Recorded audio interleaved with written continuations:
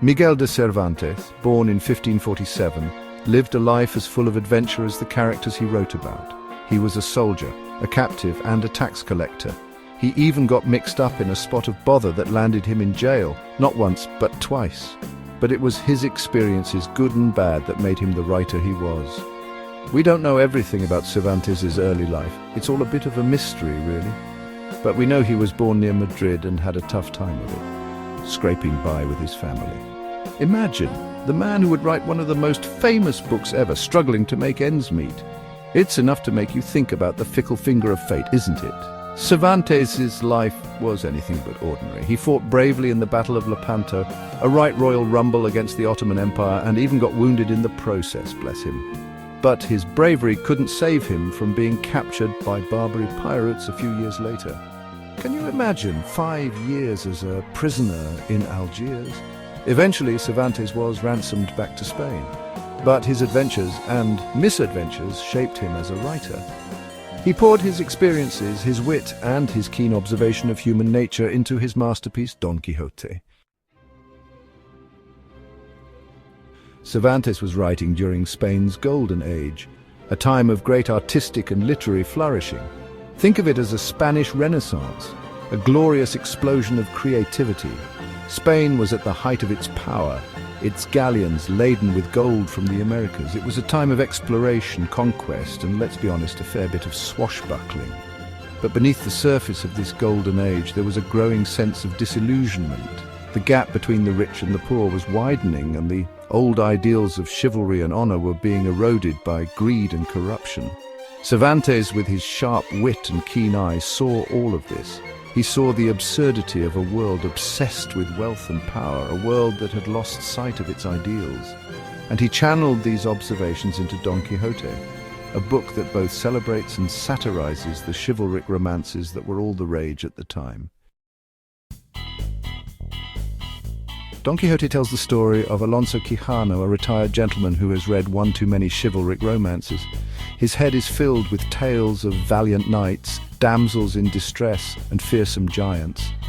He becomes convinced that he too is destined for greatness. So he dons a rusty suit of armor, renames himself Don Quixote de la Mancha, and sets off on a series of comical and often poignant adventures.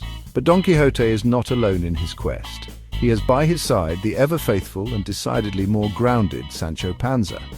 Sancho, a simple farmer tempted by the promise of his own island to govern, becomes Don Quixote's squire.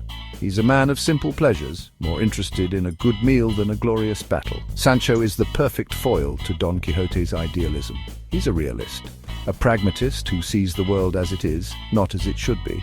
But despite their differences, or perhaps because of them, Don Quixote and Sancho develop a deep and enduring friendship. Section 4, Tilting at Windmills. Don Quixote, blinded by his romantic delusions, mistakes windmills for giants, sheep for armies, and innkeepers for lords. His attempts to right wrongs and defend the helpless often end in comical disaster. He's beaten, bruised, and ridiculed, but his spirit never seems to be truly broken. This, of course, is where the genius of Cervantes truly shines through. Don Quixote is hilarious, there's no denying it. But it's also deeply moving, because beneath the surface of the comedy there's a profound meditation on the nature of reality, the power of imagination, and the enduring human need to believe in something bigger than ourselves. Section 5, A Legacy Forged in Laughter. Don Quixote was an instant success, and it has remained in print ever since. It's been translated into over 140 languages and adapted countless times for the stage and screen. It's considered one of the most important works of Western literature, and its influence can be seen in everything, from Hamlet to Huckleberry Finn. But what is it about this 400-year-old book that continues to resonate with readers today? Section 6, A Story for All Time. Perhaps it's because Don Quixote, for all his delusions, embodies something deeply human, the desire to dream, to hope, to believe in something better. In a world that often seems driven by cynicism and despair, his unwavering idealism is both refreshing and inspiring.